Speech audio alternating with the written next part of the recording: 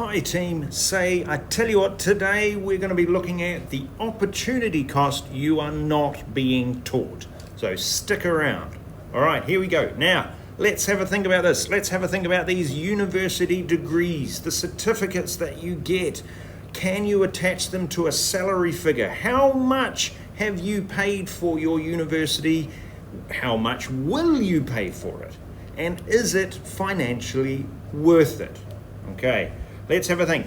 How much is it? 200,000 US dollars? That's not what a house costs, but that might be a conservative estimate of a 4-year university degree. When you add in tuition, you might add in also lost income and the compounding effect of entering the workforce 4 years later than others. Most students never see that number. Their parents might never calculate it. Their careers counsellor probably hasn't said it out loud. But here's the question we should be thinking about. Here's the question that might keep us up at night. In an era when AI is restructuring every industry in real time, is a 4-year delay to get those pieces of paper, is that worth the cost? Or are we asking an entire generation to sit in a lecture hall whilst the most significant economic transformation since industrialization is happening without them? I'm Econ Teach NZ, and today we are applying one of the most powerful concepts in all of economics, opportunity cost, to that decision most of you are being pushed to make perhaps right now, maybe without the full picture. And no, this is not a university is useless video. It's much more complicated than that and much more interesting. Stick around. Still trying to get them to sponsor me. Come on, Red Bull, come on, you can do it. No, now, let's have a think. The concept of opportunity cost isn't necessarily simply what the textbook says it is, okay? There is an expanded reality behind the idea of opportunity cost, okay? Maybe the IB and IGCSE textbooks define opportunity cost like this: the next best alternative foregone when a decision is made. That's clean, it's simple, it's examinable. But here's where that definition doesn't quite do. If you apply it honestly to the decisions that you, the students, are reading, it actually isn't quite correct. It has two components that most people only half count. The first is that explicit cost idea, what you actually pay. So have a think about the university costs: tuition, accommodation, living expenses. If you're in the UK, that might be £50,000 in tuition alone over those 3 years. If you're a US student at a private university, you can be looking at 6 figures before you have bought a single textbook. The second one is called implicit cost, what you give up by not doing something else. This is the part that quite often might get ignored. If you spend 4 years in your full-time education instead of working, you're not just spending money, you are foregoing income. You're foregoing 4 years of compounding work experience and foregoing 4 years of human capital formation in the actual economy you're about to enter. So at the median graduate starting salary for most developing economies, it's foregone income is probably somewhere between 60,000 USD and maybe up to 120,000 before you factor in compounding career progression. So if you add all that together, now you're looking at a $50,000 decision, and you could be thinking also about a $150,000 to $200,000 decision by expanding that concept. So here's your exam angle. This is the opportunity cost concept applied in a real household decision. Every IB Paper 1 and IGCSE extended response question on economic decision making rewards exactly this: being able to identify the explicit and the implicit costs before reaching some form of judgment. Most students only see half that picture. Now you've got both halves. The AI disruption, that's what we're going to look at now. Why this specific moment might change that calculation. All right, here's where it gets genuinely complicated. And this is why it's not the same conversation that we would have had back in 2015. The standard economic case for university education runs like this. There's a degree. It signals your capabilities to your employers. It opens access to higher paying roles. And it delivers a wage premium justifying that cost over the course of your lifetime.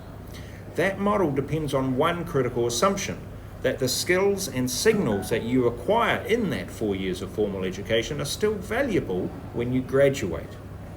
For most of the 20th century, that was a reasonable assumption. The economy changed slowly enough that a 2020 graduate with a 2016 education was broadly fine. But we're no longer in that world.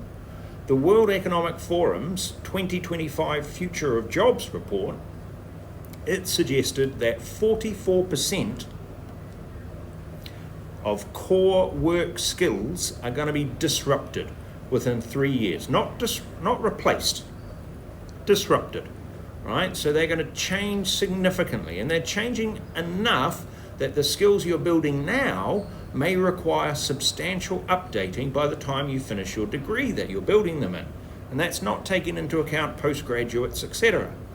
So here is the systems thinking question. What are the second order effects that the careers advice might completely miss? If you spend 4 years away from the workforce whilst AI integration is accelerating, you don't just miss the salary. You're missing 4 years of adaptive experience in a rapidly changing environment. You miss the formation of instincts about how AI will actually work alongside human labour in the career that you are looking at, not just from a textbook, but from actual practice.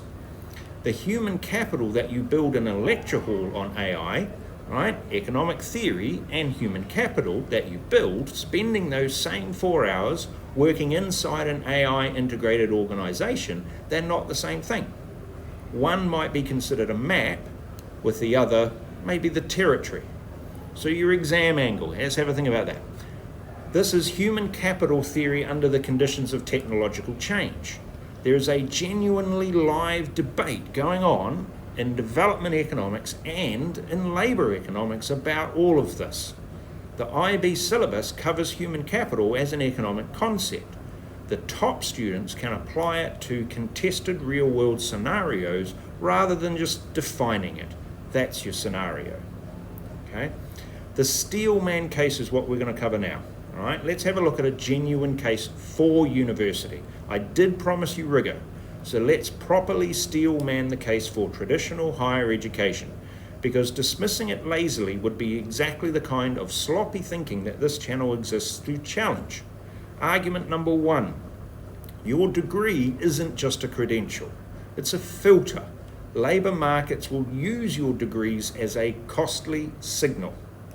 Even if the content of your degree becomes partially obsolete, the fact that you completed a 3 or 4 year program or longer communicates something about your work ethic, your ability to operate in a structured environment, and your baseline intellectual capacity. Employers pay for that signal. That's not irrational, right? Our friend Spence will have a signalling model in action. All right, argument number 2. Network effects are real and undervalued. Universities are going to provide you with access to peer networks, alumni connections, institutional relationships, and that does have a compounding value over a career. The return on a degree from a high status institution isn't just the content, it's also the social capital. And social capital, unlike many skills, actually doesn't depreciate quickly. Argument number 3. The alternative isn't obviously better. The opportunity cost argument will only land if the alternative of entering the workforce directly is actually superior. But not all entry-level jobs are created equal. Without the credentials, many doors won't open. The question isn't degree versus working, it's degree versus which specific job versus specific skill paths. The calculus changes dramatically depending on that answer. These are legitimate arguments, and in some contexts for some people in some industries, a traditional degree remains the highest return option. The mistake isn't going to university, the mistake is doing that but without running the full opportunity cost calculation first. So what is the big picture? What does this mean for economic policy? Here's the policy question underneath all of this, and it's one that your examiners would absolutely reward you for thinking about. If the opportunity cost of a formal education is rising because the economy is changing faster, because the value of the adaptive experience is increasing, because the credentials are becoming less uniquely powerful, then the implicit public subsidy for a traditional 4-year degree may be delivering diminishing returns. Governments in most OECD countries subsidise university education. They subsidise it heavily on the assumption that it generates positive externalities. A more productive workspace with higher tax revenue, and it leads to perhaps more informed citizenry. Those externalities are real, but if the vehicle for delivering them is structurally less efficient than it used to be, that's a resource allocation question. And resource allocation, as it turns out, is the entire discipline of economics. The students who will navigate this best aren't the ones who follow conventional wisdom, they're the ones who can do the full opportunity cost calculation with explicit costs, implicit costs, second order effects, and make an informed decision. This is economic literacy. It's not an exam skill, it's a life skill. What about the exam angle? That brings together opportunity cost, human capital theory, government intervention, externalities and market signalling, maybe market failures as well, across IB with regards to paper 1, 2 and 3, and IGCSE with their extended writing. One real world case study, every analytical tool in your toolkit. That's how you get those top marks. Now, here we go. Thinking about this, the biggest economic decision most of us will ever make before the age of 20 is whether, where, and what to study. Most of you will make that decision maybe with a less rigorous analysis than you would if you were trying to apply, if you were looking to buy a phone. Run the numbers, both sides of them, explicit costs, implicit costs, second order effects, steel man the alternative, and then decide. Let's not be cynical about education. That's education working the way it's supposed to. I'm Econ Teach NZ. Drop me a comment. What is the highest opportunity cost decision you've seen someone making without realizing it? Let's see what this opportunity comes up with, all right? Subscribe, like, comment, subscribe, okay? Helps with the algorithm, but maybe we can then apply the same framework elsewhere. Maybe we can have a look and try and be more uncomfortable. All right. What is the real opportunity cost of your education path? And did you calculate it? All right, let's have a think about all of those things and more. Hey, Corneta, have a fantastic day. We'll see you next time.